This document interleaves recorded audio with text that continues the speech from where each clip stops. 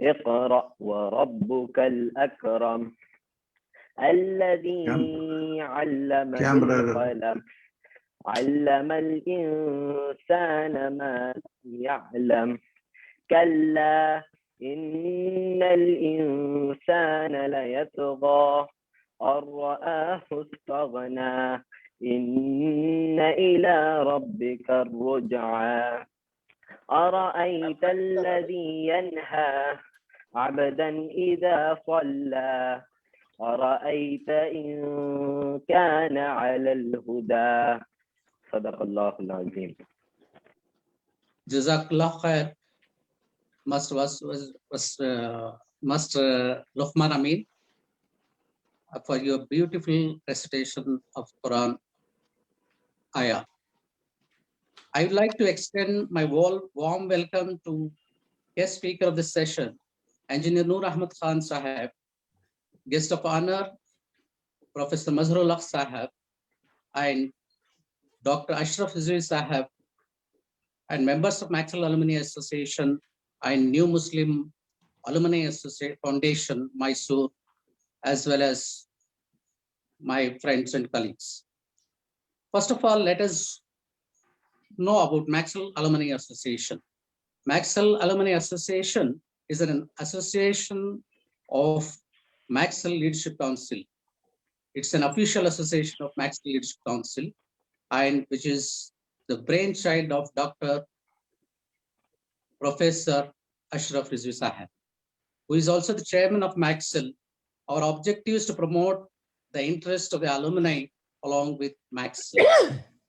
We are striving hard for a common goal, that is educational upliftment of minorities.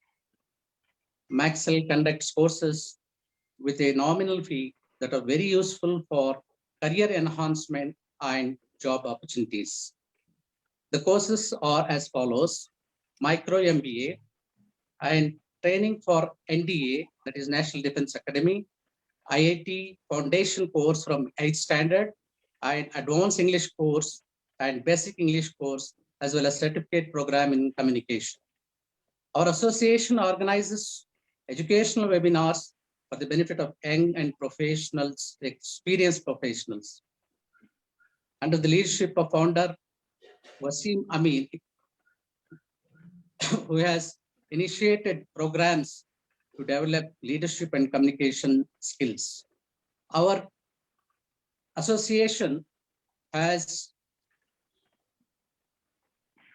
the members of our association are spread across the globe, such as India, USA, UK, Australia, and Middle Eastern countries as well. Our members come from all walks of life, like engineers, doctors, teachers, professors, as well as business professionals. I am very much glad to cordially invite you all for this wonderful session. Let me ask you two simple questions. Who doesn't want their resume or CV to be such a way that it is effective, in such a way effective that the employer calls you immediately once he looks at it? My second question, who doesn't want to get recruited by the best company and also at the earliest after completing their education and attending an interview? That's why you are here, for a reason, to learn how to prepare an effective CV as well as facing job-winning interviews. So for the youngsters, I would like to say these two couplets. मोहब्बत मुझे उन नौजवानों से है सितारों पे जो डालते हैं Koeman. And moreover, there is another couplet from Allama Iqbal which says, तू शाही है बसेरा कर पहाड़ों की चट्टानों पर, नहीं तेरा बसेरा कसर सुल्तानी की गुंबद पर, तू शाही है बसेरा कर पहाड़ों की चट्टानों पर. Now I'd like to invite the host of this session, Engineer Wasim Amin. Engineer Wasim Amin, as an engineer, civil engineer by profession, with more than 20 years of experience, he obtained PMP credentials from PMI USA. An entrepreneur having business operations in Qatar, he is the founder president of Maxwell Alumni Association and vice president of Smedley Toasters Club. Recently, he got recommended by Supreme Committee for FIFA World Cup Qatar. Over to Engineer Wasim Amin. Thank you, Engineer Jamshed, for your welcome speech. To introduce him, he is the team leader at Maxwell Alumni Association for events, holds a bachelor degree in civil engineering, master's in technology management, and executive diploma in management from Maxwell. He achieved Six Sigma Yellow Belt. He has served as an engineering consultant in the rank of a major for Ministry of Defense in Oman and Qatar, in Saudi Arabia. To give a brief about the program of today, part 1, we shall have speeches from eminent personalities. Part 2, we shall take up the main title, resume writing and winning interviews. Part 3, we shall have question and answer session. Now, I welcome Professor Mazharul Haq Sahab, a guest of honor. Professor Mazharul Haq is currently residing in United States. He has 4.5 decades of experience in academia and has still unending passion to serve the community. His extraordinary and multifaceted career includes being an NSS officer and a lieutenant commander at national level. Professor Mazharul Haq has made several life-changing contributions for the welfare of the community.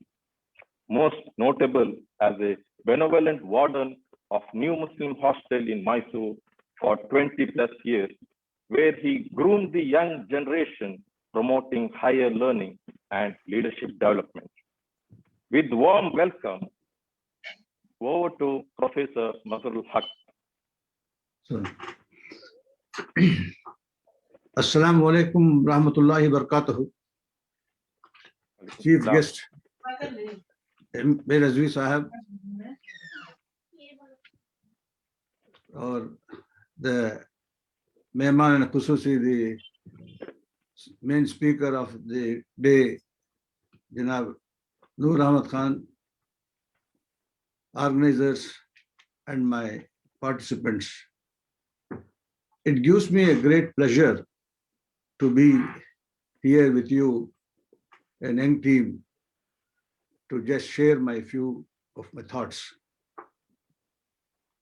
See, आजादी जहन की उड़ान है, आजादी जहन की उड़ान होती है, तो आप अपने आप को अपने आप से आजाद करने चाहिए. As this is a mind blocking area, so you have to be very, very clear in this, because you should be having a positive mind. So, आजाद सोच बुलंदियों पे ले जा सकते हैं. Therefore, one should be very independent in thinking. So, aspiring, what we said, is just an inbuilt urge which everyone has. So, to attain this, one should work towards it. Therefore, don't settle on what the others say about you. You make your own way.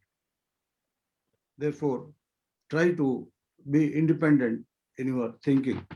So, this is one of the major aspects of the life. And one more thing is that nothing worthwhile coming easily. So for that you should work hard. Then limits are self-imposed. Just don't try to be pessimistic. Try to be optimistic in life.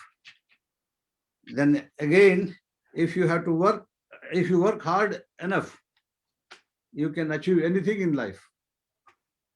Therefore, be in a positive mood to work hard. Stop making excuses. Just push yourself outside of your comfort zone. Then your growth does not happen when you stay inside your comfort zone. Therefore, live your more, you learn more from failures than success. Failures build character. And mind works always in a present tense. It will not take any future and past tense. So therefore, what exactly you want to do, plan it for today, execute it, try to execute it. Therefore, mind is always will be in the present because future is uncertain, past is blur. Again, what exactly we have to do is that keep the mind in a picturesque way, capture what exactly you want to do. And because mind reads pictures clearly and visualize your goal properly. Then again, one more thing which I wanted to share with you is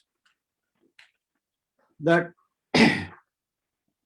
dream is very, very important in one's life. Not the dream that which we see during the sleep. The dream that which will take away our sleep is important. The dream has one which has to take away our sleep, not that what we say, ख्वाब में मैं वो देखा ये देखा नहीं. ये ख्वाब आपका ऐसा होना चाहिए कि जिस पर आप मेहनत करके आगे बढ़ने की कोशिश करना चाहिए. So therefore, that dream is very, very important. And to make the dream, efforts must be there, because without efforts, no dream will be success. So have a very good, and then one more thing is very important. You are never too young to start or never too old to learn or learning. Learning is very important because learning gives you knowledge. Knowledge is the power which will build you and make you a man in the world.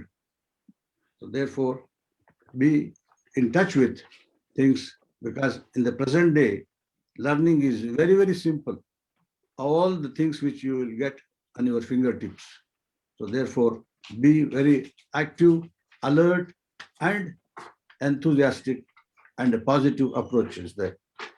And last thing which I wanted to share with you or tell you is that our intentions must be good. Whatever we do, our intentions must be good. What we call is niyat. अगर नियत साफ है, सही है, तो खुदा भी साथ देता है.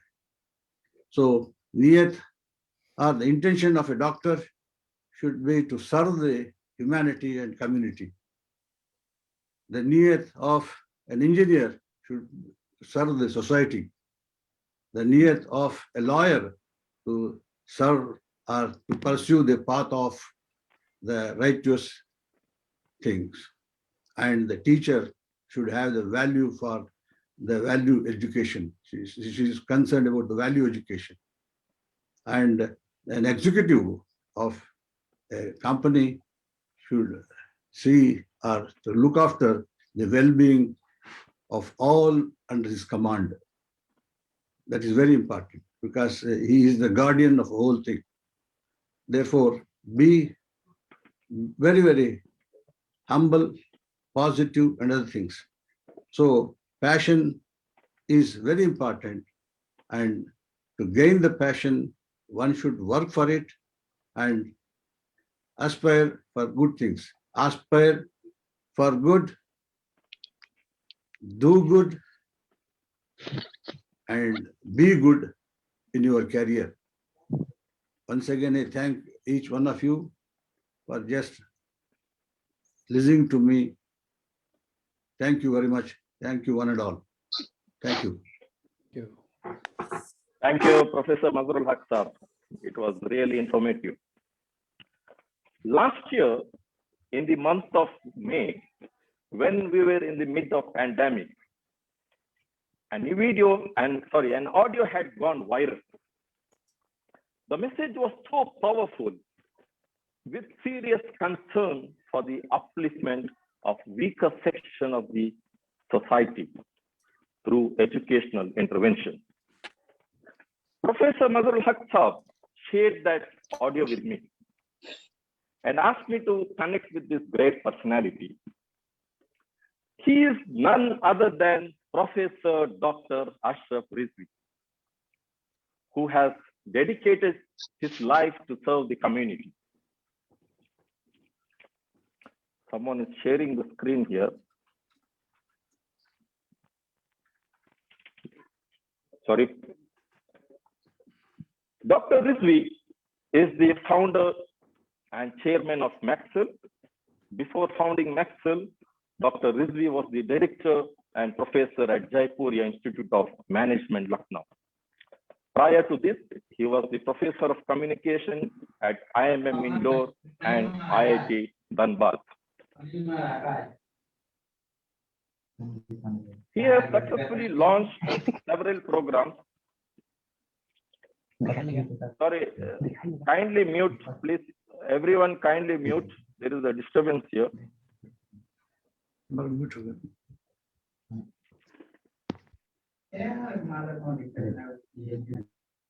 Kindly mute, please.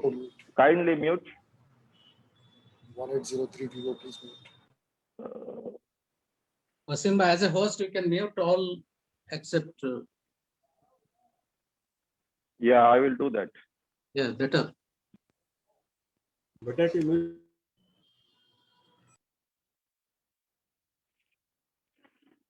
Yeah, sorry for that. Dr. Rizvi successfully launched several programs, and it comes for almost at negligible cost and free for the needy. His tagline or USB, IMM at your doorstep. He has published 11 books and 60 articles and research papers. And the relevant one for today's event is Resumes and Interviews, The Art of Winning. It is really an interesting book. I request everyone to go through that book. Now I request Professor Dr. Ashraf Rizvi Saab, our chief guest for today's event, to share some of your magic words. Over to you, sir. I will unmute. I will ask. I've got, thank you very much. Thank you, Wasim Amin Saab. And thank you, Mazharul Haque Saab. Hi, everybody. First of all, the guest of honor, Professor S.M. Haque Saab, founder president of MA, Wasim Amin Saab. Its leadership of MA, including Jamshed Khan Saab, members of MA, the other guests today, and participants. First of all, I must congratulate Wasim Amin Saab for organizing this webinar on a very important topic, that is writing resumes and facing interviews, because it's very relevant for anybody. For somebody who has just completed education, or maybe somebody in the middle of the career. Someone, a senior person, it's very important.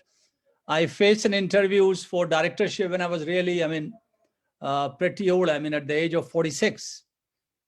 So resumes and facing an interview is important for each one of us. So I would like to focus on that a little bit. I would like to thank, because I'm very happy and lucky to get people like Wasim Amin Saab, who actually crystallized fame and Maxwell. I will say that, of course, I initiated it because I was very excited about it. I believe very strongly that Allah has created each one of us with a purpose. And very clearly, in fact, Allah has said that you are the best.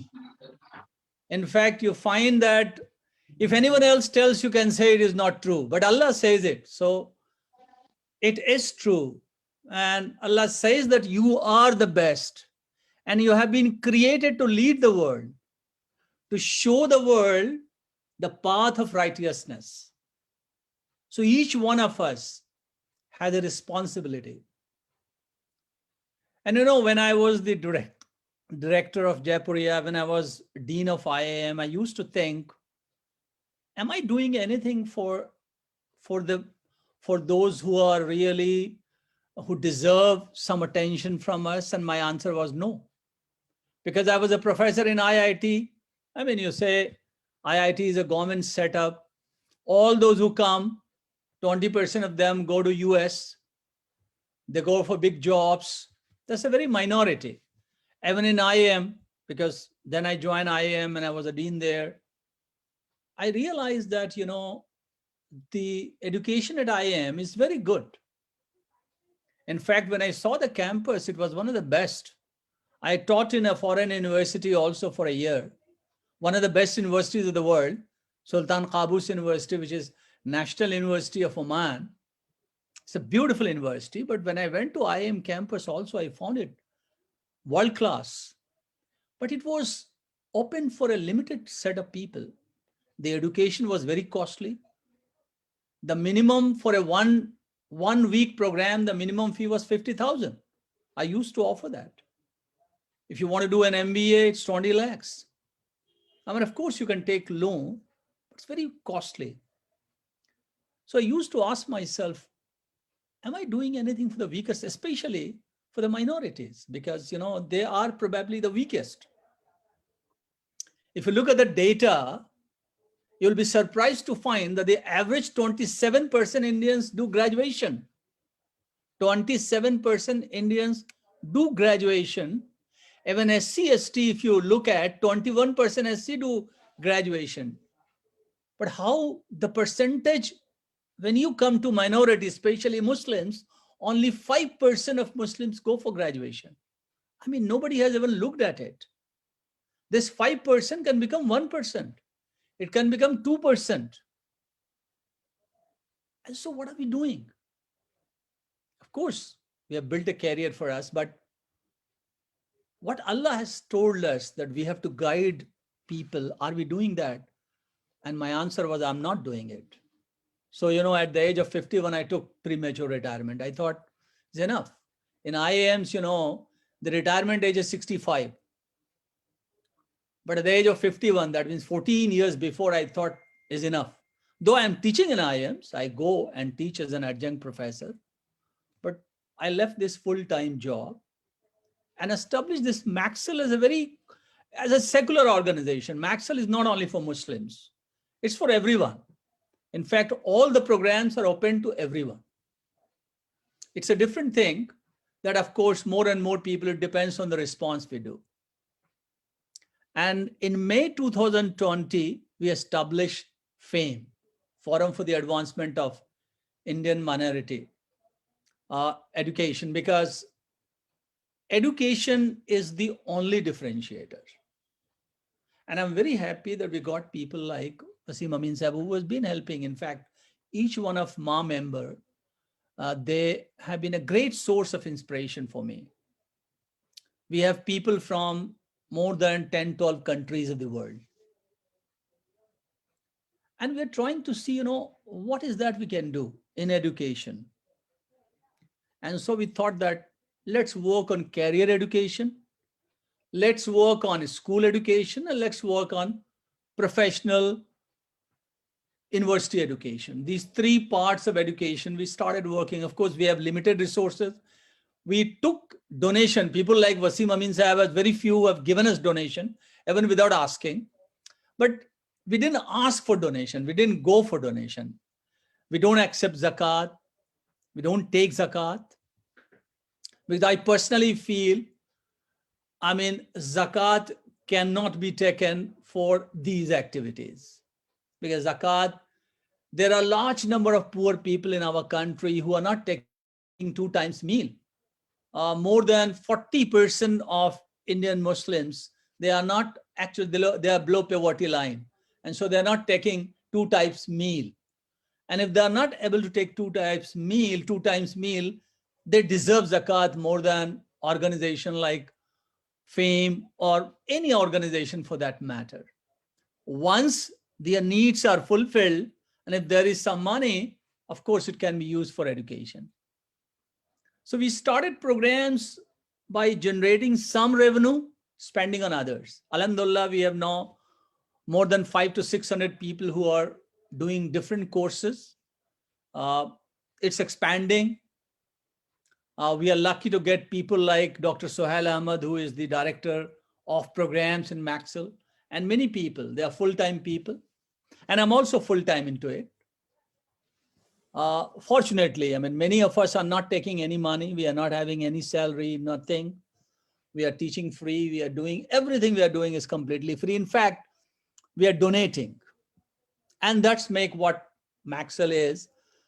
And MA is a very important organization of Maxwell because it can create a change more than Maxwell Leadership Council, because Maxwell Leadership Council consists of old people, senior people. MA consists of younger people who have more energy, more power to do it. And young people actually can do, in fact, the idea is not to spend full time like me. I mean, of course, not everybody can leave a job and come full time, but even from your time, you spend some time for those around you who deserve your attention. You mentor them, you will be able to do your duty, what Allah asks you to do. And the best duty is to help someone, in fact, get a better life. And that's the whole purpose, the whole idea. I'm very happy that MA has started these webinars. I will request them to have it all topics. So now I'll come on the topic. Of course, my book, The Art of Winning, was published by McGraw-Hill. It talks about how to write a resume. I, of course, wrote it almost 10 years back, but 2009 maybe. And it talks about how to face an interview. But I'll tell you very simple.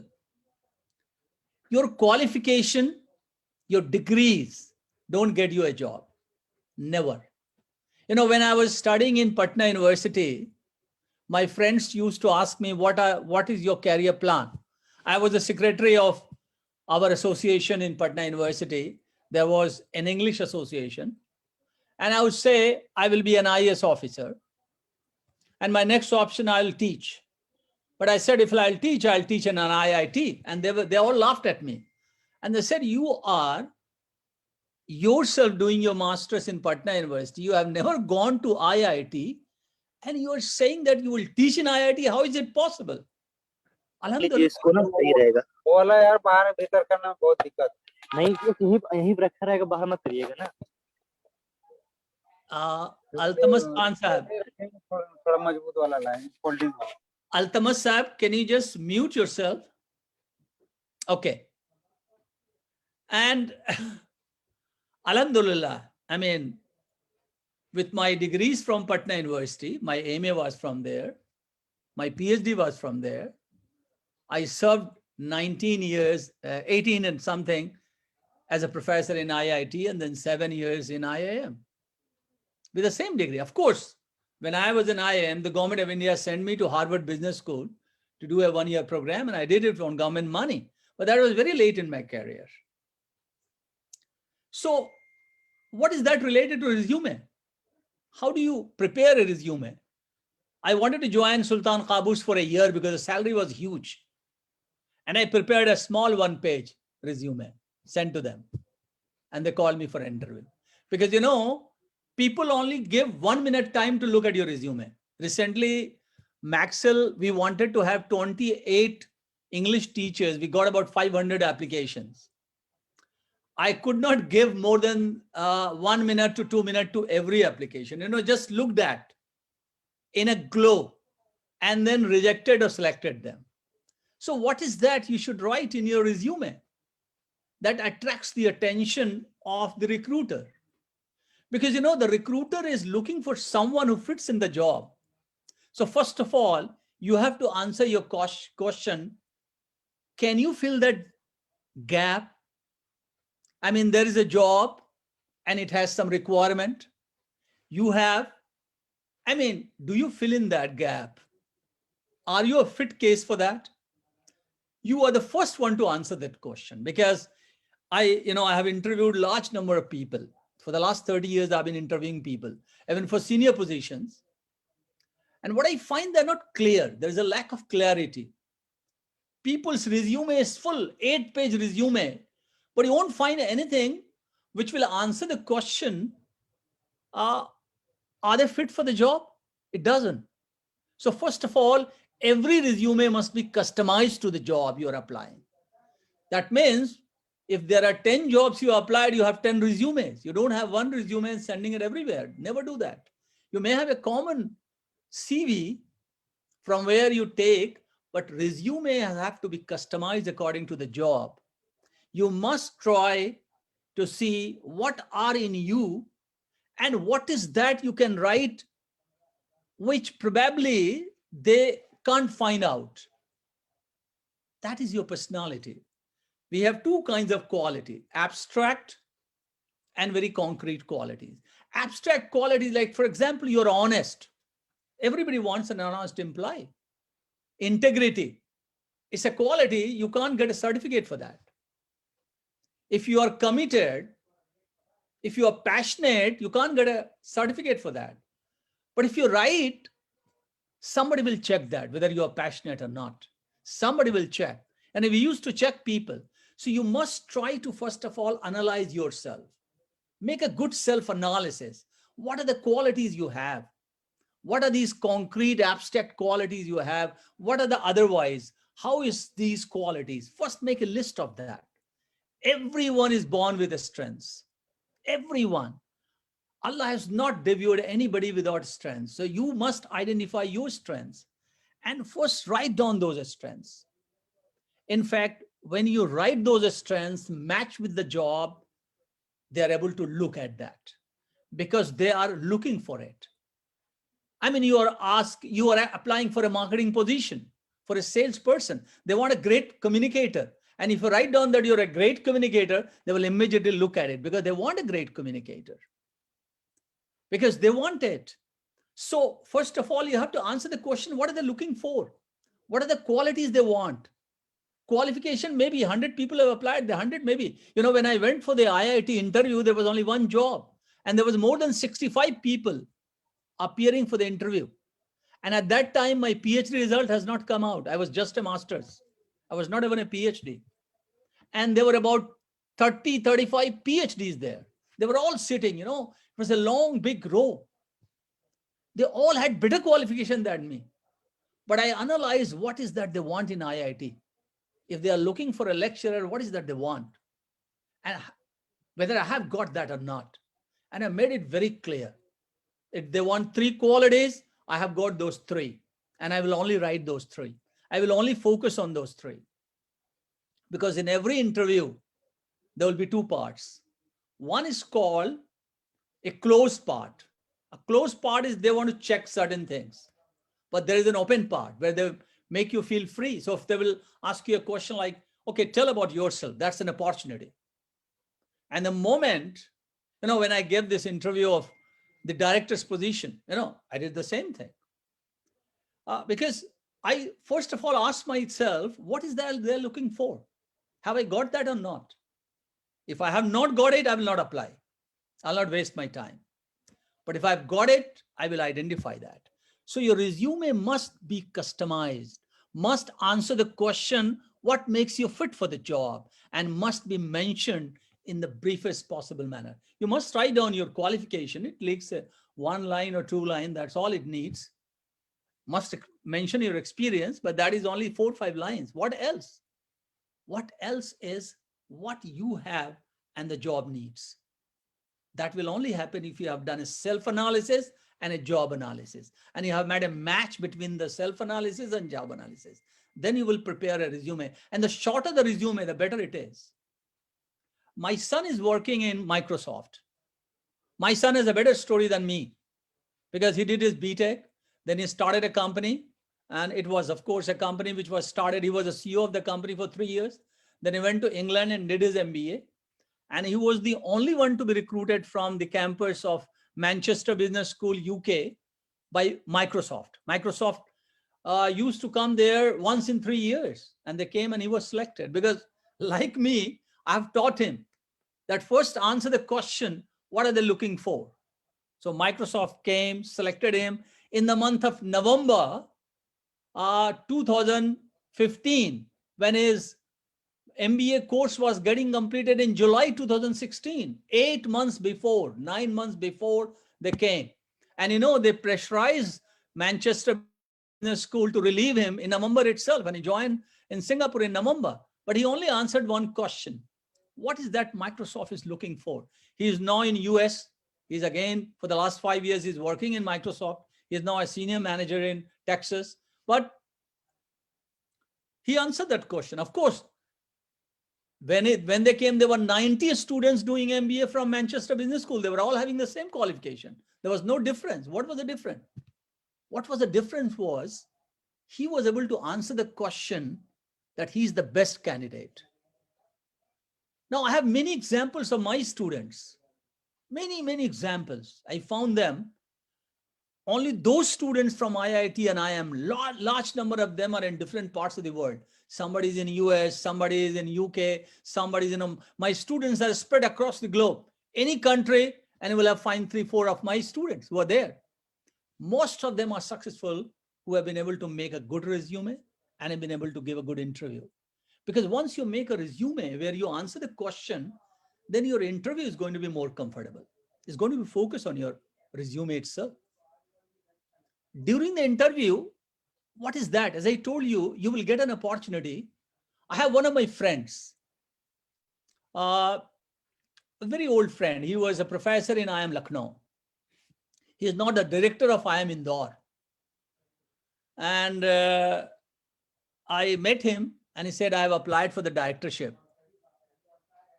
So have you got any ideas? I said, just one idea.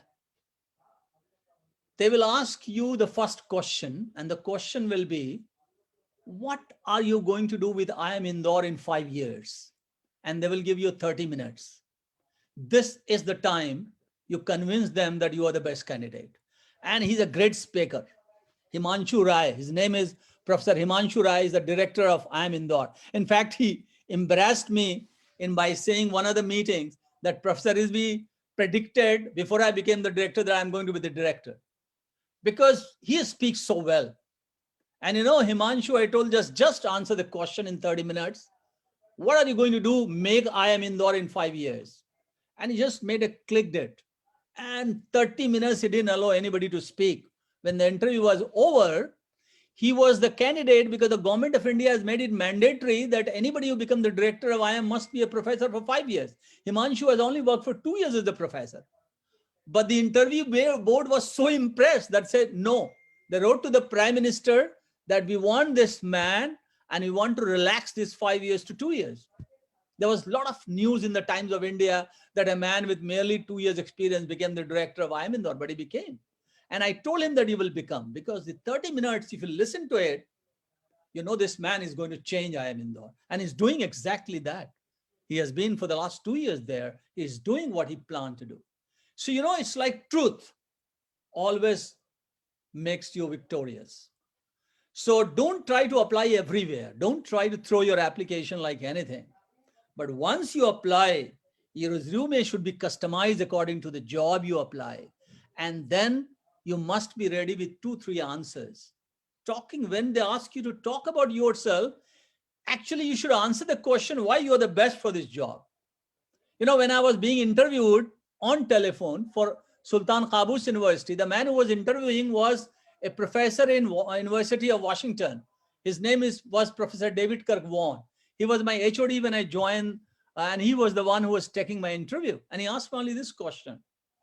We have interviewed so many, Dr. Rizvi, what makes you fit for this position? And I took 20 minutes to tell him what makes me fit for the job. And I got it.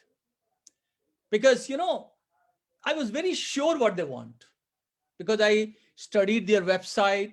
I know what kind of courses they're doing. I saw the kind of professors they have recruited. I knew about them a lot. So you have to study the organization. And the interview is, you know, it's like opening up a window for yourself. So you must be very confident, because confidence can be shown. If you are not confident, they will see at it. They will know you are not confident. So you must be very confident. I am going to do this. Yes, I'm going to do that.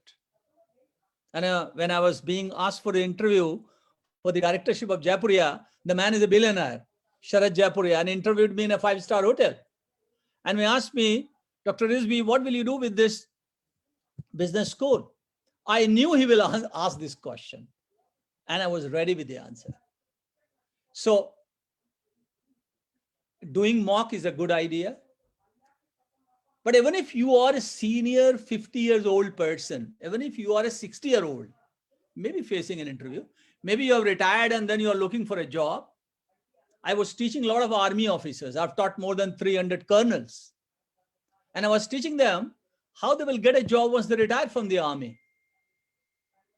Because, it's like at any stage of your life, you must be ready with a good resume and then ready for an interview. Of course, if you decide not to do a job, that's fine with me. Like I have, I don't know where is my resume and I'm not at all now ready for any interview. Although, I got a call from many places. I still get a call that Rizvi Sahab, there is a vacancy of Vice Chancellorship. Will you be interested? And I said, I'm sorry, I'm not interested. But then if you want a job, if you're young, should always be, don't think that you have got a degree from there. It doesn't matter. Actually, it hardly matters. I remember we recruited people from US in IIM Indore, and they were not able to sustain. They have to leave. And we recruited people from Indian universities that did much better. So I think, I don't know whether I have taken more time of yours, but I believe that be honest, customize your resume, analyze the job you're applying for, analyze yourself, and make the common things between you and the job. Write that in your resume, be ready for an interview, and in interview, show the confidence that you are the best for the job. And inshallah, Allah is going to help you. You're going to get it. And you can, of course, refer to my book. They give only 3-4 free copies. Otherwise, I would have given everyone a free copy. But McGraw-Hill is a little, they are a little miserly in terms of that. It's not a very costly book. I think it hardly costs about 180 or 185, something like that. You can go through that book. Could be interesting. But then there are a lot of other books. If you don't want to buy a book, no problem. Online, you understand about it. Be ready, Today, the whole world is on your tips. It's like something I believe. Have trust. I mean, I appreciate what Haq Sahib said. Have an open mind and trust yourself, because your self-trust is the key. If you don't trust yourself, how come somebody else will trust you? So you must say, yes, I can do that. Then only others will believe, oh yeah, you can do that. Because the first one is you to tell that I can do that.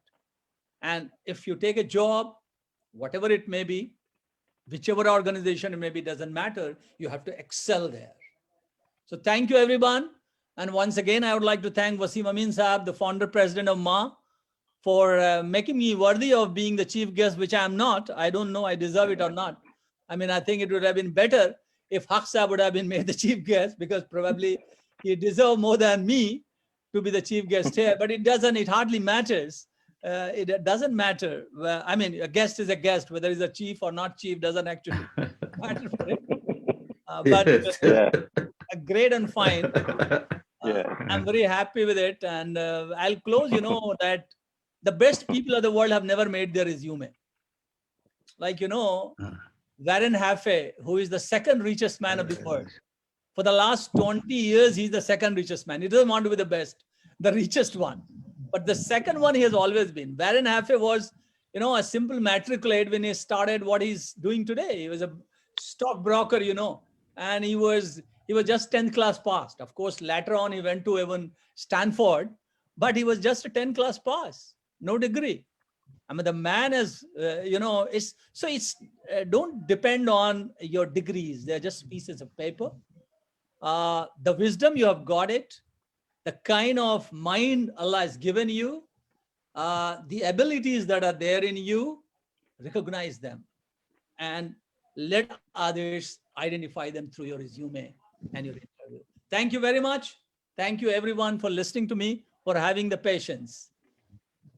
Thank you, Professor Dr. Rijvi Sahab.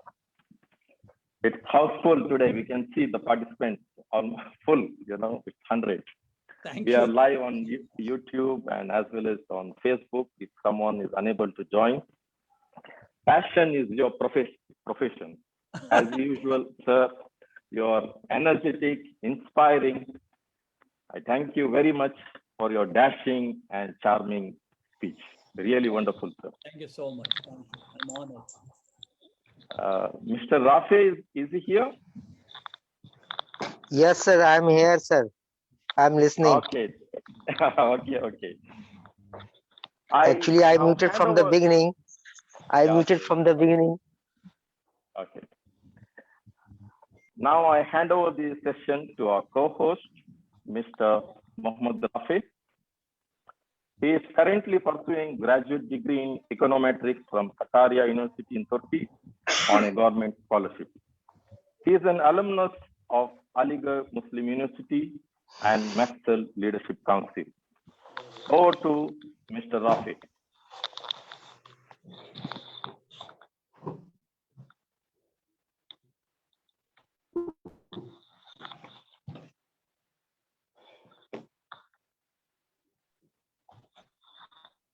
Hello. Mr. Rafi.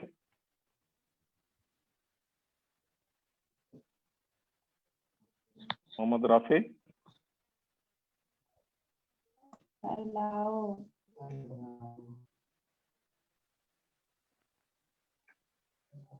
But I Mohammad Rafi. Yeah, Mohammad Rashid is my name also, and I'm not pursuing. Actually, I'm not studying. I'm looking for a job. I'm living in Dubai. I'm a mechanical engineer. Okay. Because we have a co-host, Mohammad Rafi. Okay, no issues.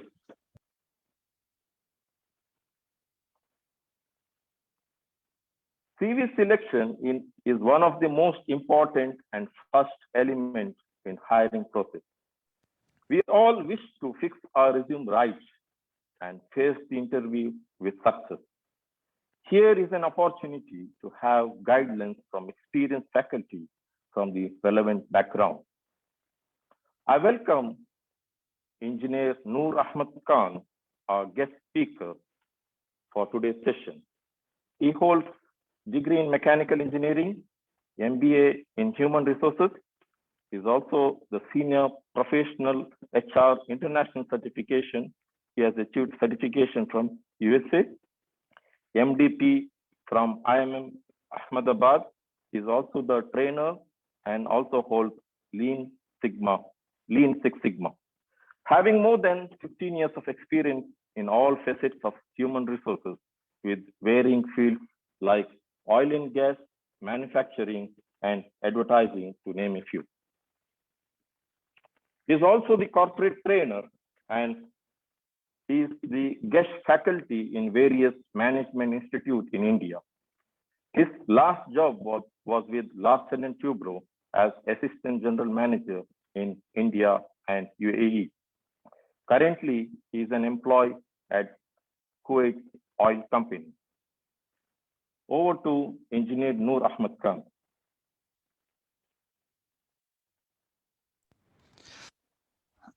أعوذ بالله من الشيطان الرجيم بسم الله الرحمن الرحيم. Am I audible? Can everyone hear me? Yes, Yes, sure. yes, very much audible. Yes, very much. And you can see my screen as well.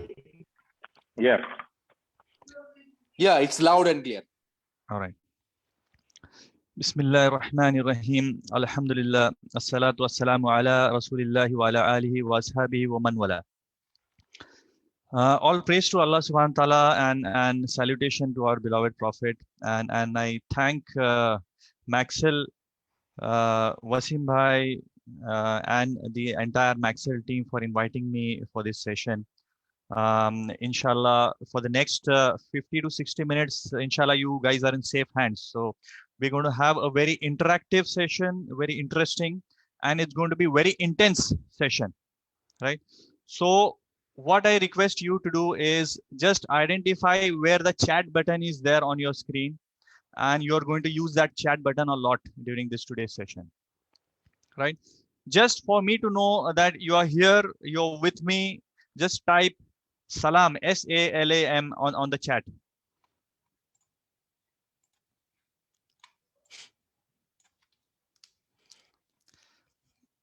Yes, mashallah, I could see a lot of inputs coming in here. Walaikum assalam, walaikum assalam. In fact, Rizvi Saab has made my life easy by giving an introduction to resume and interview part of it. And I don't have a great profile like he has. Inshallah, let's see. I'm going to cover some other points what he has not mentioned. Today, because of this COVID-19, it has brought a lot of uncertainty. As a result of which there is a lot of stress, anxiety, frustration, depression amongst people, and we are not able to predict what the future has. There is no finish line to it. So everyone is touched either directly or indirectly at some degree or the other by this COVID. People who are unemployed, they are finding it difficult to search the job, and they have to compete really hard to get a job. And people who are employed, they are afraid of losing their job, and they are worried about how they could retain the existing job. So a vast majority of the people are worried, and they are thinking, will the crisis finish before the money, or the money before the crisis? So inshallah, the crisis will finish before the money. I would like to start with a very positive note with an interesting analogy.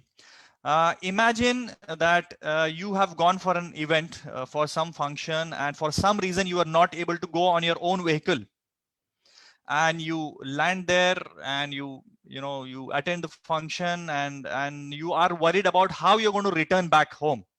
So as soon as you move out of the hall, what you find is your father is waiting for you, and it's a pleasant surprise, and he has come to pick you up, and you are very happy, and you move back towards your home. So on the journey, you see that your father has taken a different route to your home, not the usual route, but a different route. So do you get panicked by this thing? Will you get worried that I'm not safe here?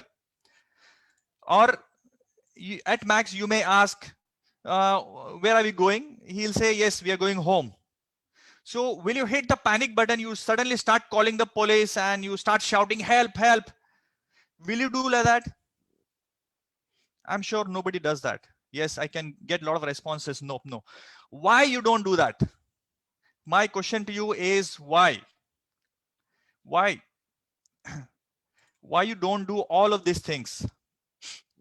Because you trust your father.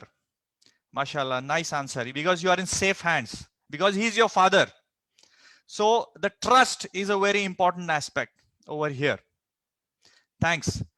So Allah is taking us through a different route, through a COVID-19 route. We are not supposed to hit the panic button. Don't get stressed. There should be no anxiety, no frustration, no depression. Where is the trust then? So ladies and gentlemen, I request you to have tawakkul on Allah subhanahu wa ta'ala. Everything is going to be fine. Okay. So when the going gets tough, the tough gets going. So that people who are a mu'min, they believe that everything is happening for good. So you need to have great tawakkul. So what do we have in store for today? What is the current job scenario and the technology? The HR perspective. What does an employer look for in an HR, in a candidate? And we are looking at pre-interview. What are the preparations which we require to do? How do we build a strong CV? What is the homework we need to do before that? And during the interview, how do we face it confidently? And what are some of the future jobs and skills? So if you think this agenda is good enough, just write good in the chat. Write good. It's good to go. Good. Yes, yes, I can get a lot of responses. I can see that. MashaAllah. Jazakallah khair. Jazakallah khair. All right. Gig economy. What is gig economy? Gig is a job for a specific period of time, you know, like musicians or some outsourced work, like cartoonists who are doing a freelancing work for newspaper. That is gig. Okay. Gig economy is a company tends to hire independent contractor freelancers instead of full-time employees. So it's temporary, flexible in nature, and they undermine the full-time workers and the lifetime career. You know, they think that hire to retire is old school. Most of the gig work happens on the online platform. Because of this COVID, it has accelerated. You know, the technology adaptation and the movement towards technology has accelerated. So gig economy is going to revolutionize the way we are going to work in future. Of course, it has its own advantages and disadvantages. So you may say, okay, you will have a lot of freedom to do what you want, when you want, and how much you want with this gig economy, right? It's like a second income or an alternate job, depending on what you want to do, your interest. At the same time, it has disadvantages, like you get isolated. You know, you're working online and no bonding, no loyalty to company. You have to take complete control of your life, right? It will be very competitive, lack of stability, and so on. So, you know, having its advantages and disadvantages, what do we do now? Any idea what do we do with this gig economy? Okay, the best thing what we could do is be aware of the fact that we are heading towards that, and be prepared for both these worlds. You need to be adaptable for both this. Okay, so you need to, in future, you will live and work anywhere in the world, and you will travel just for the sake of traveling, not for the work, because you will have peers from across the globe, and the salaries will not be capped to a specific figure, right? So you can choose your own office hours and so on. So gone are the days where, you know, where people would go for a very structured kind of profession. Now even a 20-year-old is competing with 60-year-old person. Even a person from a different field is competing with a person from in your field.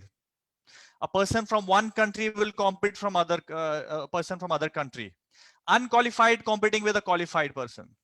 Even a 60-year-old will be upskilling and reskilling himself to you know, catch up with this world.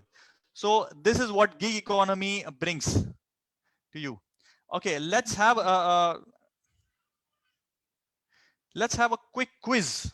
Okay, just be on the chat and let's have a quick quiz. Industry that produces largest number of cameras. Talking about the industry. Canon, Sony. Interesting. Canon, Samsung, Nokia. All right, good, good. I'm getting good response. Mobile industry. You know, Kodak had 1,70,000 employees. It sold 85% of their photo paper worldwide. Okay, within few years, the business model disappeared and people went bankrupt. So the landscape is changing now. The biggest taxi company in the world. Any idea? Biggest taxi company in the world? I think you got it right. Hamza, Uber. Yeah, I think everyone is getting it right. So Uber is the biggest taxi company in the world. Do you know one surprising thing? They don't own a single car. It's just a software they have, but still they are the biggest company. What about biggest hotel company in the world? Any idea? Hilton. Oi, okay, Taj.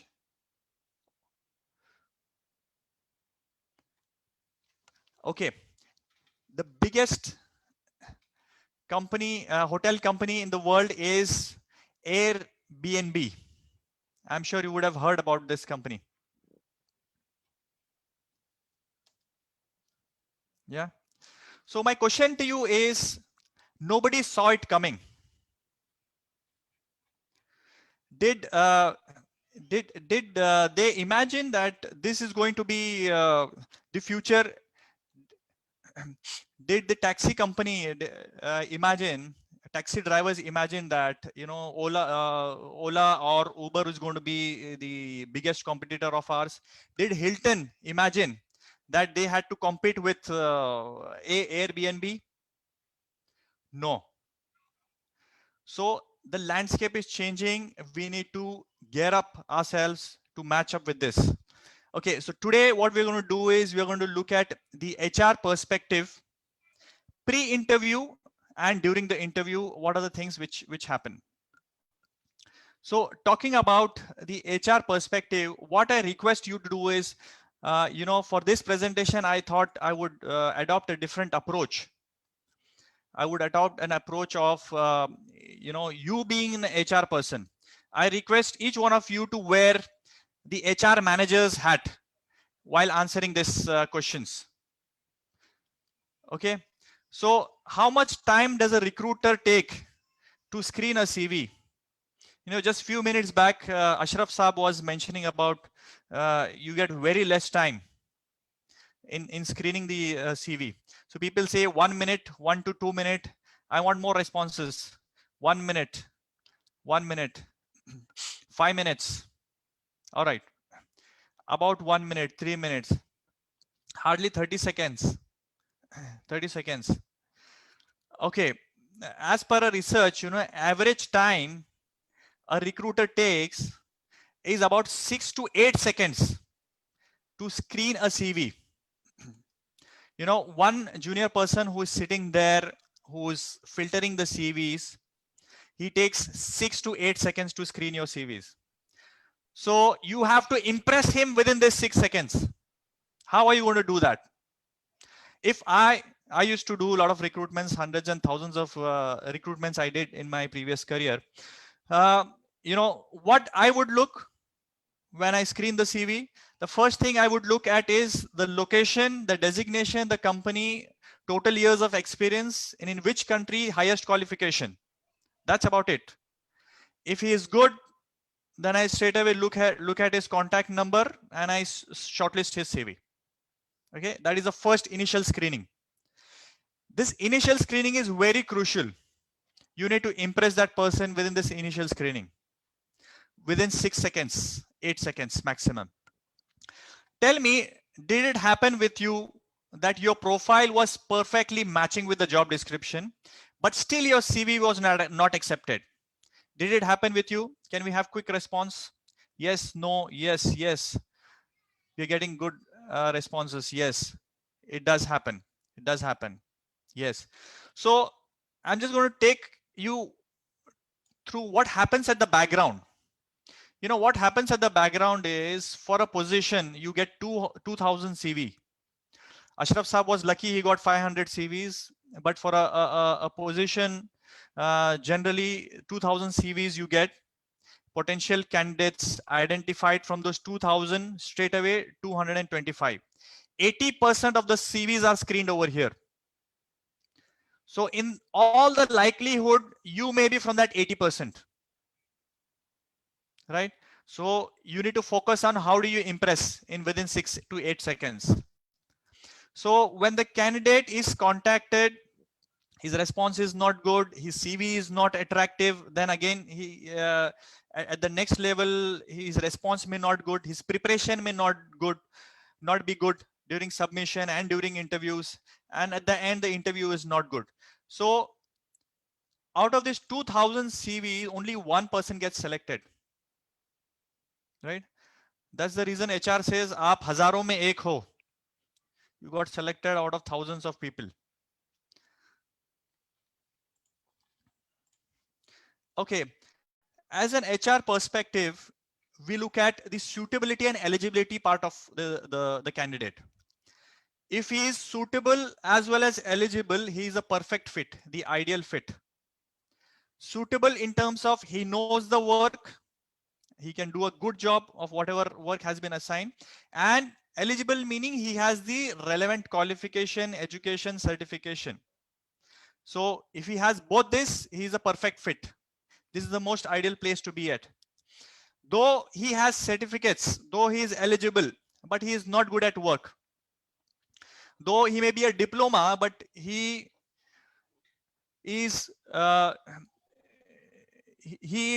suitable. He is doing a good job, better than an engineer. He is a surprise fit, and he is a person who is not likely to leave the organization.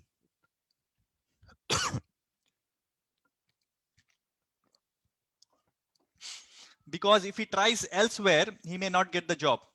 He may not be eligible based on his qualification. Then we have a poor fit category where he is eligible. He gets into a job, but he is not able to sustain because he doesn't know the job. Again, he is likely to leave the organization very frequently because he is eligible. He's got relevant certificates and he'll get job elsewhere, but he'll be hopping the jobs quite frequently. Not suitable, not eligible is a complete mismatch. We need to avoid that.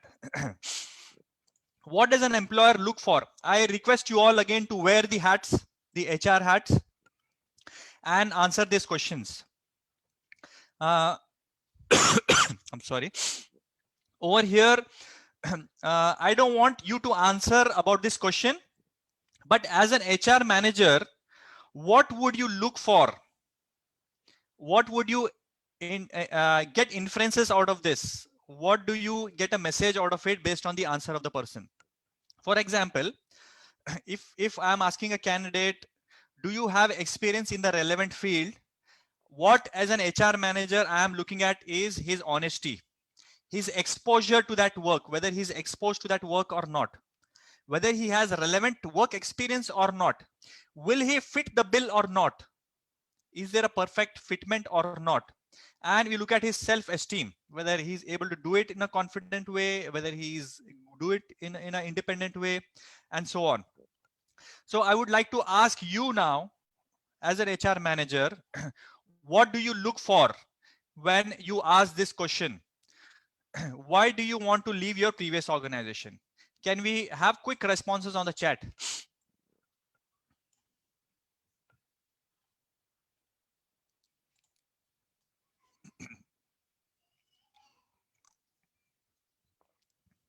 Not enough pay, better opportunity, for better opportunity. This is the standard answer we get, unhappy. All right. What else would you look for? Okay, it's good to take change, salary and better exposure. Project got finished. You have to answer not as a candidate, but you are looking at as an HR. What are you going to look in a candidate? Interested to join your company for career growth. Okay. You know what HR manager or the recruiter looks for when this question is asked? He will look for, is this a right reason why you're leaving this job? Are you leaving it voluntarily or not? Do you leave on good terms or not? What do you value the most? What are your motivators? What are your ambitions? Are you ambitious? What are your ambition? All this are looked at. Okay. So next question to you is, as an HR person, if you're asking, where do you see yourself 6 years down the line? As a HR manager, what would you look at in a candidate? What would you look for? Development, passion, very good. Approach, very nice. Smart work, smart work, someone who is progressed up the ranks, very good. Development, great skills, growth, passion, determination, learn new things, expectations, skills. Yes, mashallah, very nice answers flowing in now. Okay, so you look at the vision of the person. 6 years, 8 years down the line, yes, vision.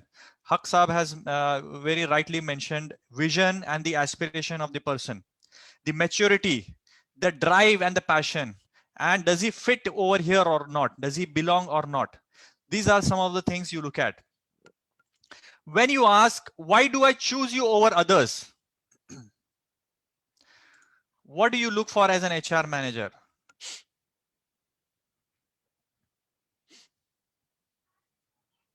Self-worth, very nice, very nice. Dedication, right experience, I'm fit for this position, that's right. Experience, very right. I'm ready for chance, worthiness, because of skills, very good, excellent. Confidence, honest work, very nice, mashallah. So you look at work experience, how realistic you are. Confidence, are you humble or not? Yes, and dedication, hard work, all those other things, and your interpersonal skills also are checked over here. So these are some of the things which the HR manager looks at. You know, because of the paucity of the time, I'm just taking only 4 questions. There are a list of 10-15 questions on this. So let us look at what are some of the common mistakes in CV. Very unrealistic career objectives people put. I can increase the market share of your company. I can rock the boat. I can do a lot of changes in your company. All right. You've got to be realistic. Okay. Tell them what you are and not what you want to be, or, what big things you can do it. All right. So be realistic and be aspirational and in a realistic manner. The CV should not be more than 2 pages, maximum 2 pages, irrespective of how much experience you have. It should be 2 pages only. So limit your CV to a maximum of 2. All right. Same CVs for all jobs, not a good idea. So you need to customize your CVs to meet the job description of the company, the requirements of the company. Right. So don't use the same CV for all the jobs. At one point of time, when I was looking for a job, I had 3-4 different sets of CVs. You are not lying over here, but you are focusing and defocusing on certain things. What the job requires, you're focusing more on that. Though you have done that, you're focusing on that. So you can definitely fit 20 years of experience also in the 2 pages. I'm going to share one example with you in the subsequent slides, inshallah. Okay, there has to be a logical sequence. When you are writing a CV, there has to be a logical sequence. If you are a fresher, you put education at the top, because that's your most selling point, the best selling point what you have. Once you've got experience, your education is going to go back and your experience will come first. In a reverse chronological order, it will come. Your latest job will come at the top and subsequently down. Your highest tangible achievements needs to be put up. Your skills, you need to prioritize your skills. What skills are required for this particular job, you need to put those skills. Okay, so you need to put all the relevant information what the job description has asked and put it in a sequential manner, so that you may be knowing 10 different things, but put at the top those 3 things which are required by the job. So unrealistic skills, don't put a laundry list of the skills you have. your vocabulary may be good, you may have a good list of adjectives you put in, leadership, communication, easy, quick learner, these, that, and all. Don't put all the skills there. Put skills, pick up very specific skills which are relevant for this particular job. Yeah. So if you are saying you are an introvert going for a sales job, it's not a good idea. If you're saying you're extrovert, you're doing an R&D work, it's not a good idea. Pick up relevant skills to communicate. Okay, check after you finish the CV, check for spelling mistakes. That's a biggest put off for a recruiter if there are a lot of grammatical mistakes, spelling mistakes. So Microsoft has given a very beautiful feature of spell check. You use that and get it done. So a lot of CVs lack professionalism. They don't use professional language. They don't use professional email IDs. They use like cool Noor, crazy Abdul, crazy this, that, and all. Don't use that. Use a professional email ID. Use correct font size, font style, certification, hobbies. Everything has to be put in a very professional manner. Okay. So these are some of the common mistakes which you need to avoid in the CV. Okay. Tell them what they like to hear, not what you like to say. Very important. Okay. So be conscious, put yourself in their shoes and tell them what they want to hear, not what you want to say. Okay. Each statement or word put in the CV should help you get closer to the job. Okay. You need to move closer to the job, and you're using CV as a tool to move towards the job. And during interviews, every statement you utter has to bring you closer to the job. Okay, what homework we need to do before that? It's a 30 seconds elevator pitch. Does anybody know about 30-second elevator pitch? Does anyone know about this? Okay. No. Nobody, I think most of them are saying no, they don't know about it. Okay, let me quickly share. There was one salesman, he was wanting an appointment from a very big potential customer, and he goes to see him. Every time he goes to see him, his secretary, she says he's busy. We don't have an appointment for next 1 month, 2 months. This salesman gets disappointed. He goes back, and one similar day, he is going to seek an appointment from the same CEO who is the biggest potential customer. And the customer is at the 20th floor of a building. So this salesman walks in the elevator, and the elevator is about to close. Somebody stops the elevator, and what he sees, to his surprise, the CEO walks in. So in the elevator, the salesman and the CEO, only both of them are there. And he has exactly 30 seconds to sell his product to the CEO. At least convince him enough that he gives him an appointment. Somebody asked me a question, can we put 20 years of experience in 2 pages CV? When a person can explain about the entire company in 30 seconds, why he should not be able to express himself in 2 pages? We need to keep something for this interview as well, right?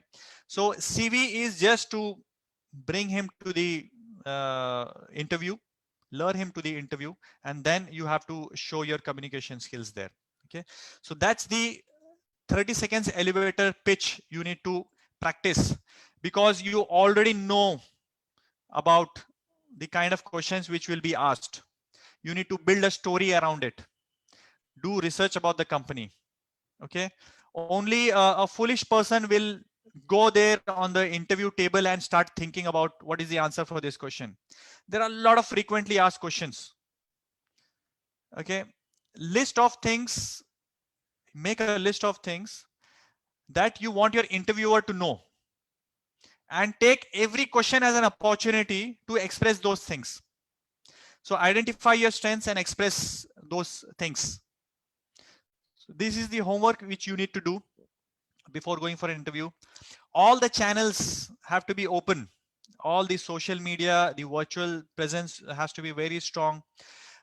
Be a part of places where the interviewer is likely to look for you. Where is he going to look for you? This is as per the Job Seeker Nation survey in 2020. The recruiters are investing in this percentage in this platforms. Social media 46%, LinkedIn 40%, and employee referrals, they are looking at 36%, and so on. Okay, just be there, make it easy for them to search you. And it's all about packaging. You need to dress for the occasion. Okay, and be careful about your body language. So if you know, dressing well will give you altogether a different edge. A well-dressed person stands out. You will feel more comfortable. You will feel more confidence. You portray a positive image. The appearance matters a lot. This will add in your first impression. You know, the HR people, they believe in love at first sight. What do you mean by love at first sight? Okay, in less than few seconds, they actually decide whether you should be taken in or not. That is the first best impression which you need to give. You'll not get a second chance to make the first best impression. So talking about body language, give a firm handshake, maintain good eye contact, walk and sit confidently. Don't cross your hands or legs. Sit straight. Do appropriate movements, and so on. You know, be straight and don't forget to breathe. So what happens if you do all these things? If you have a good, you have packed yourself good, dressed yourself good, and good body language, what happens? How does it help you? Can you tell me how does it help? Yes. First impression is the last impression. We know that. Confidence. Okay, gaining confidence. Very good. So thing is, you look good, you feel good, and you also perform good. So can you tell me what are some of the frequently asked questions? Can you put it on chat? What are some of the frequently asked questions?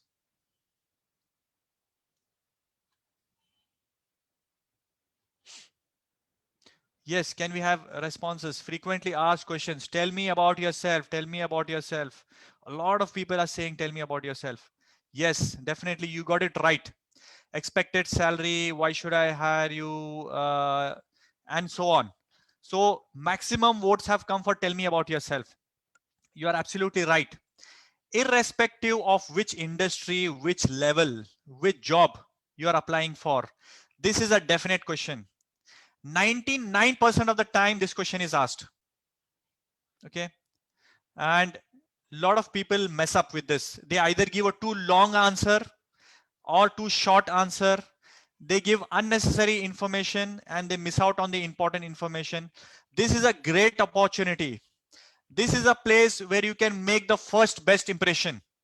You can make him fall in love with you with this first impression. This is the time you need to impress him by speaking the right things, by setting the tone. This is a great opportunity for you. Talk about your strengths, talk about your experience, talk about your USPs, why they should select you. Okay, it's an open-ended question. You are free to say anything. Don't mess it up with saying something which will not contribute to your selection. Okay, so you'll not get a second chance to make the first best impression. Remember that 30-second elevator pitch, right? You need to make that 30-second elevator pitch over here. So since you know the answer, can we meet? Since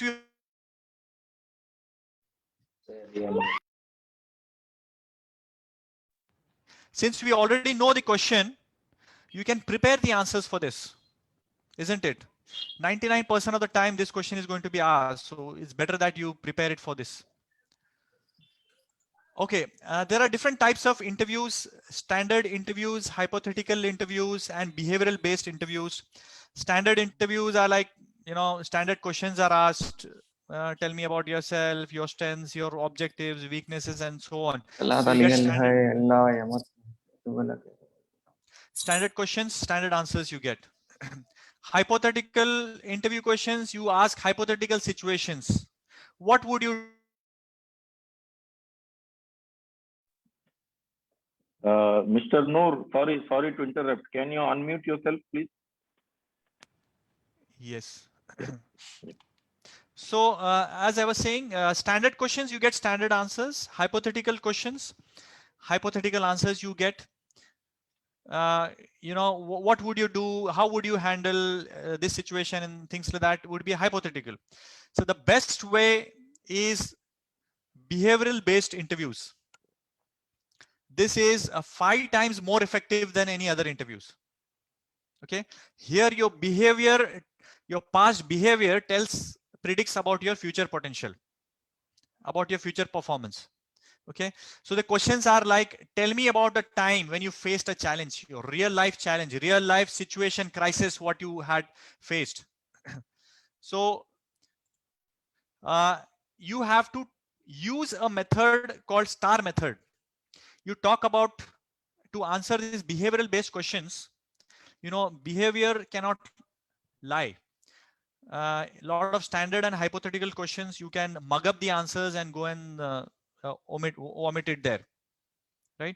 When behavioral questions are asked, we are asking for examples from your past experience which have actually happened. So how do you answer that? This is the STAR method. You have to answer in this fashion. Describe about the situation, the task you had accomplished, the actions which you have taken, and the results of that. Okay, just to give you an example, tell me about a specific time when you remained calm during a stressful situation.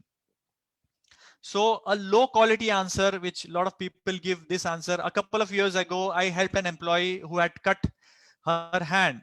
Okay, there is no situation and a very vague action. The employee was fine. I got a pat on the back from the company's president. This is the low quality answer. You should not answer this way. When a behavioral question is asked, you have to answer it in this fashion. One day, an employee accidentally cut her hand with an X-Acto knife and began bleeding profusely. This is a situation described. As a store manager of ABC company, I was in charge of employee safety. This is a task. As a first person to reach, I used a clean towel to stop bleeding, called 911 and helped her remain calm until the paramedics arrived. This is your action, what you had taken. And what is the result? After 7 stitches at the hospital, the employee was on her way to recovery. And because of my composure under pressure, the CEO of ABC wrote an appreciation letter to me. This is the result. So in this fashion, all the answers have to be given. Okay. So if you have understood this, just type yes, we'll move ahead.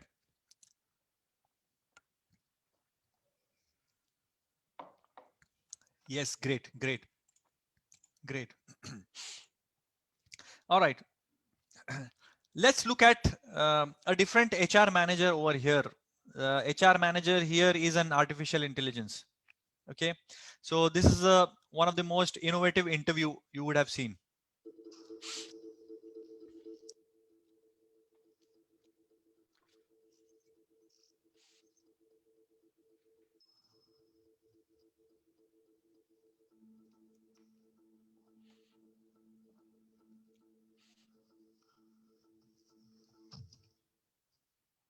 Welcome, Oliver.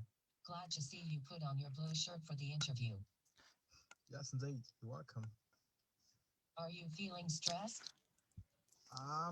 Just a bit, Please allow me to play some piano music to make you feel more comfortable.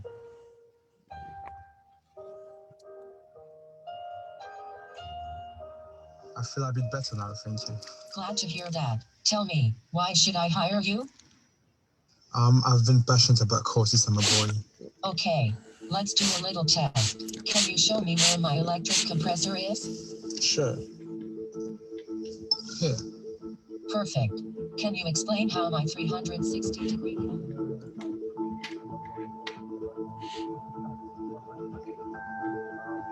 I think I'm going to keep you. Oh, thank you. You're welcome.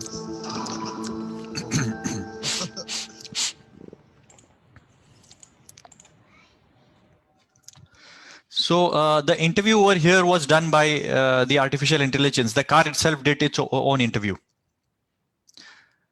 All right. So let's quickly run through some of the future skills and jobs. By 2022, the World Economic Forum says 75 million jobs will be displayed and 133 million new jobs will emerge. So what are these new jobs? You need to be aware of that. Deloitte research says that 38% jobs will be eliminated due to automation over the next 3 years. That means by 2022, 23, the jobs will be eliminated. 38% jobs will be eliminated.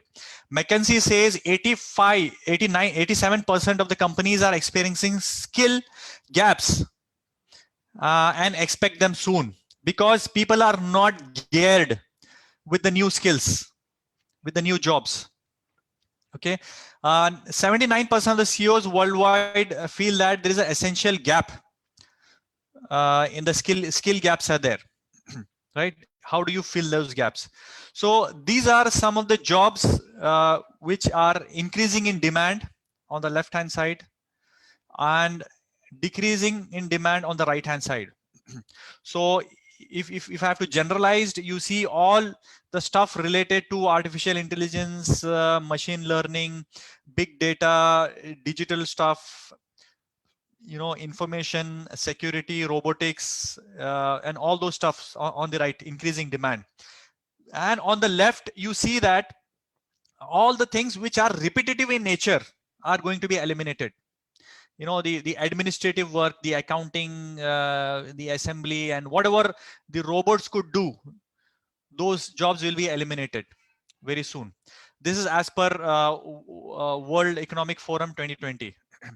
Okay, what are the skills which are coming up in 2025? These are some of the skills which robots are not able to do.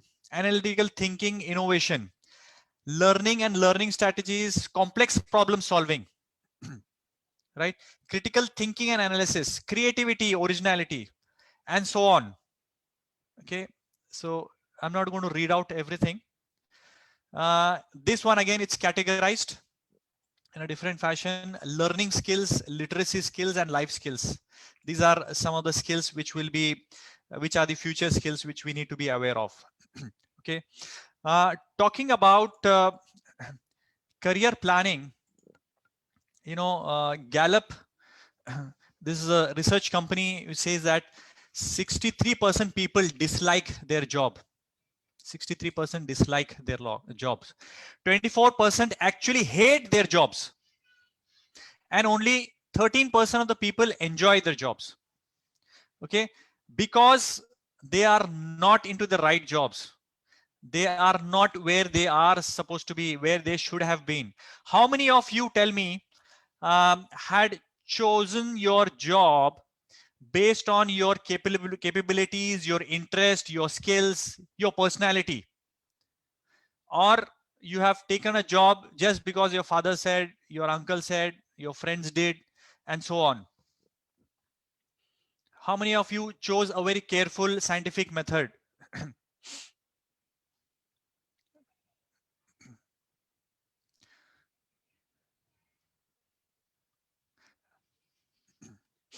Okay. So, you know, the doctor does not prescribe unless he looks at the medical report. You know, you go to him, he says, go do this blood test, this test, and you come back with the report. He looks at the report and he gives you a prescription, isn't it? So why do we choose our education and our career without any scientific method of doing some psychometric test? So why do we choose randomly instead of choosing a career or an education which is suitable for you based on a structured and scientific method. How does it happen? What is your personality type? What is your career interest? You need to find out that. What is your what are your values and motivators, your skills and abilities? Based on that, education and career has to be picked up. Okay, so do you know that there are about 20 different career clusters and 180 career paths, 3,000 plus occupations?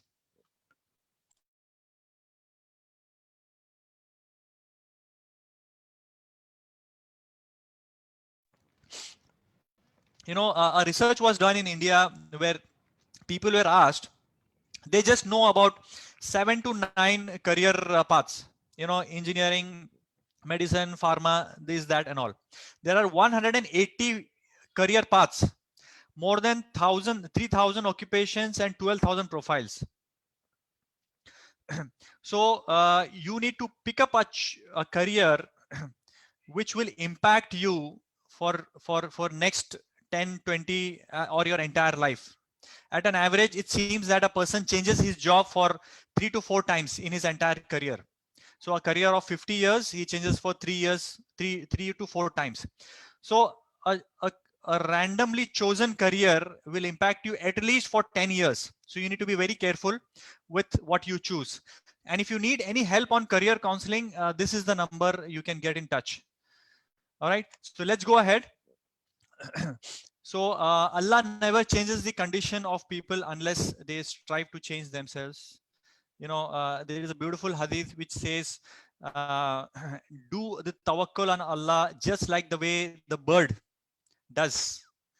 It moves out of the nest empty stomach and comes back with a full stomach. What do we learn from this hadith? There are 2 important learnings from this hadith. What are those? Can you tell me? Have faith on Allah. MashaAllah. Have faith on Allah. All right.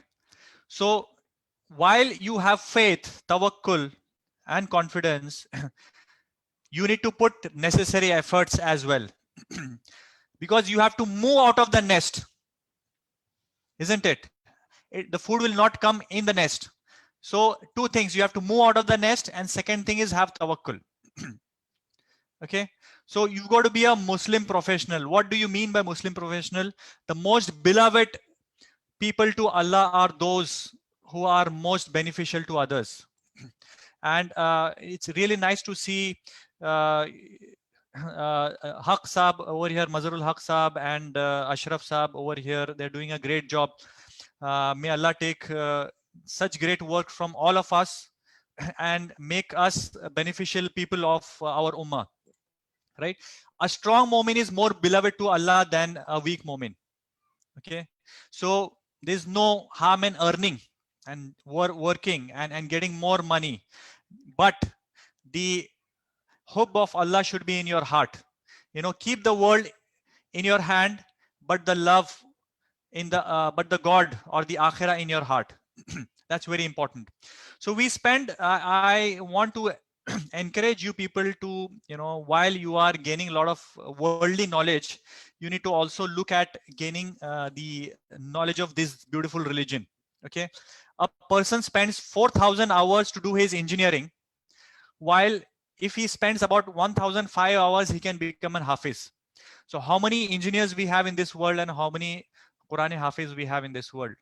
It's just a thought for you to ponder upon. So there is a need for us to produce a hafiz who is a doctor, a mufti who is also an engineer, a businessman who is also a tajweed teacher, for example, a person who is a pilot, he comes back and he gives a khutbah. Can you imagine a world like this? How beautiful that world would be. Okay, so I encourage everyone and call you guys to do all those things while you are having Islamic goals. While you are having worldly goals, have some Islamic goals as well. Right? A quick summary. I will take 3 minutes to summarize the entire thing. Okay, it's going to be a rapid one. Do your homework about the company in advance. know what is mentioned in your CV, read it. Prepare a 30-second elevator pitch and build stories around frequently asked questions. Prepare list of things you want your interviewer to know and take every question as an opportunity to answer that. Watch your body language. Okay, be on time and relax. HR says we hire for attitude and train for skills. Carry a good attitude. Skills, if you don't have, it's okay. Identify and share your strengths and talent. Every question is an opportunity to do that. Okay, pick up strength achievement with an example. Okay, you have to back up the strength and any strength you mentioned with an example. During interview, take permission and use a lot of tools, the reports, tools, showcase your work in whatever possible way you want to do it. Have great virtual presence, exploit technology, use LinkedIn, social media, etc. Be aware of various interview tools. We discussed about STAR method, the artificial intelligence interviews, a lot of different methods you need to be aware of. Watch for latest developments in your field. Emerging technology fields, prepare for future jobs. Focus on upskilling, reskilling, unlearning, learning. Focus on future skills. Avoid all, above all, make a lot of dua and tawakkul on Allah subhanahu wa ta'ala. Wakhiru dawa alhamdulillah rabbil alamin. I complete my presentation. I'm open for question answers.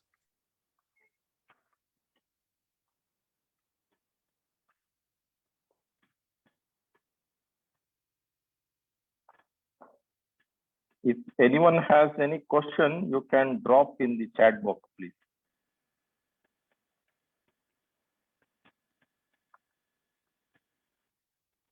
Brother Noor, due to time limitation, we will take only 3 questions. Then we will go with the proceed with the vote of thanks. Sure. Most likely we can have like 5 minutes break. Then we will have informal session for more question and answers. Is that okay with you? Sure, perfectly fine. I'm perfectly fine. So we will take only 3 questions from the chat box.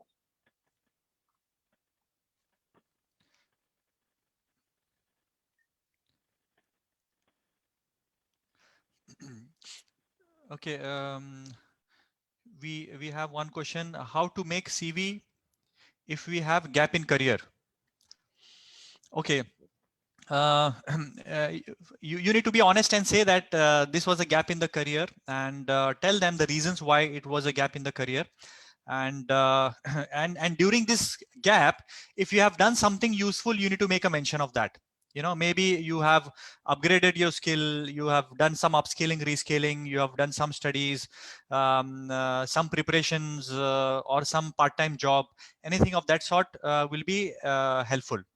Okay, so you can mention some useful stuff you have done during that time. You were not ideally sitting there and not doing anything.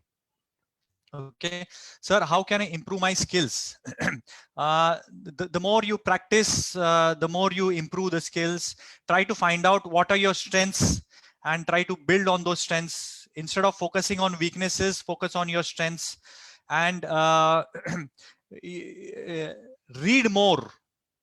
Okay, the more you read, the more you broaden your horizons, and you get to know more about things. It was a good session. How to mention the gap in the job? This has been answered already. How do we have job in Kuwait? Okay, I'd like to connect with you. I have shared the number already with you on the screen. You can connect with me on that.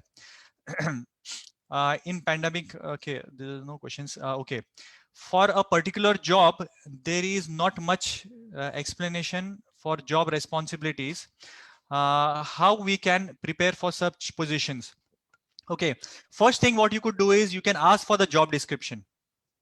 Okay, if you don't get job description, at least have a conversation with the HR person to ask what does it what does this job mean? I mean, for what is this job? So if you get an answer for that, well and good. If not, just talk to people from those companies and try to find out what kind of job is that, what is their job responsibility. Okay, so you'll get a lot of ideas from there. If you don't get any of this information, just be prepare whatever you have and speak whatever you have.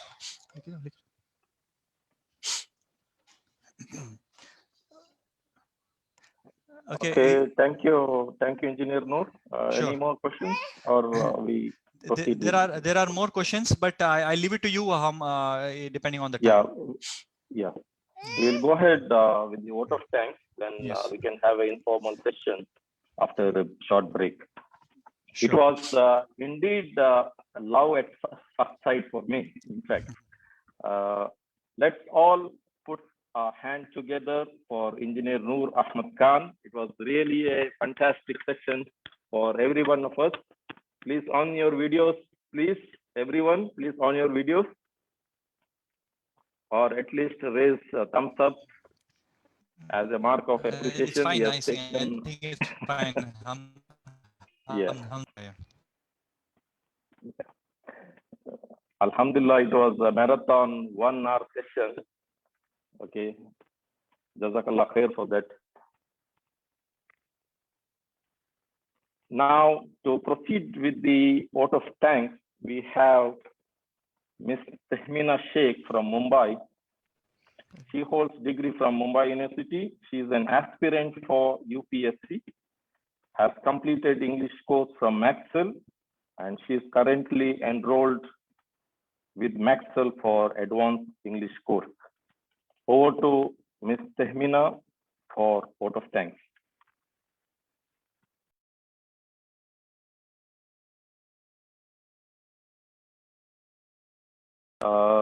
Tehmina, you need to unmute, please. Unmute. Yeah. Can Please you hear proceed. me, sir? Yes, Am I proceed. audible, sir? Yeah, you're audible, Yes. very much audible. Thank you so much. A warm and graceful good evening to our most valued guest, event management team, Maxwell Alumni Association members, audience, and my dear friends. It's my privilege to propose a vote of thanks speech and acknowledge the contribution of those who really work hard to make this event successful. On behalf of all my event members, first of all, I extend my most sincere thanks to the Almighty Allah for making today's event a resounding success. With His blessing and grace, we are able to make this event what it was. I extend my sincere gratitude to Engineer Noor Ahmed Khan for such a wonderful session and providing tips on effective resume writing and facing the interview. I extend my warm gratitude to Professor Mazharul Haq for taking precious time and gracing the occasion, and it's an honor to have you here, sir. I extend my heartful thanks to Dr. Ashraf Rizvi for accepting our invitation and spending your valuable time from your busy schedule. We really enjoyed your magic words.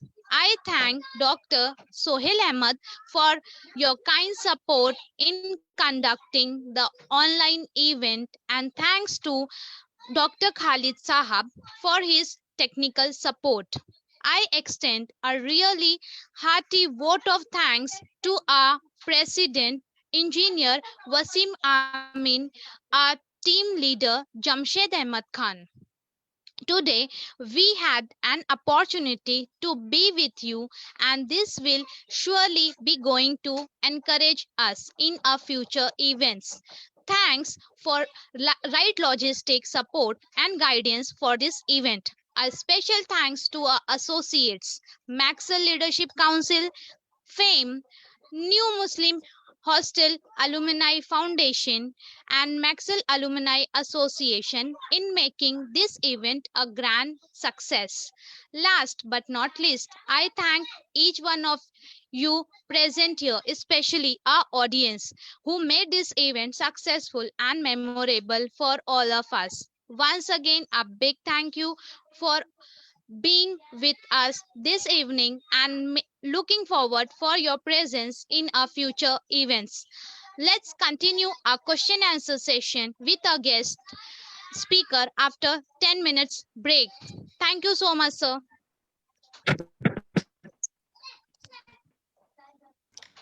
Brother Noor, can we have 5 minutes or 10 minutes break? How is it convenient for you? I'm okay either ways. I'm okay either ways. So we will have like 5 minutes break. Sure, that's better. Yeah. The formal session has concluded. So after the break, we will have informal session. So we will on the mic. So anyone has any questions for clarification, you can please continue with Engineer Noor Ahmad Khan. Jazakallah khair. Okay, Wasim bhai, should we carry on with the Facebook Live for now, or should we stop there? I think we can stop streaming because the formal session has concluded. Right. Thank you. Thank you. So we will join in 5 minutes.